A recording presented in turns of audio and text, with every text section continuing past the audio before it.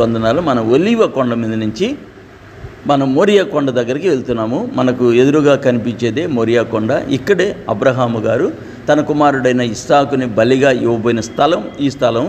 ఇక్కడే సొలొమోను గారు దేవునికి మందిరం కట్టిన ప్రాంతం. ఇది బెన్యామీనుల ప్రాంతం. ఇదంతా మనం చూస్తున్నాం కదా. ఇదంతా ఈ ప్రాంతం అంతా బెన్యామీనులకి స్వాస్థ్యంగా ఇచ్చిన ప్రాంతం. ఇది ఒకప్పట్లో కనాను దేశం.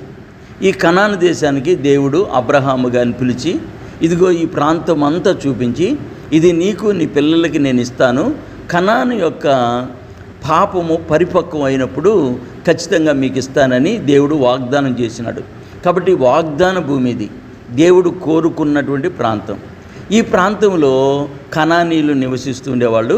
ఇక్కడ ఎబేసీలు ప్రాముఖ్యంగా ఈ ప్రాంతాల్లో నివసించేవాళ్ళు. ఈ ఎబేసీల ప్రాంతం అని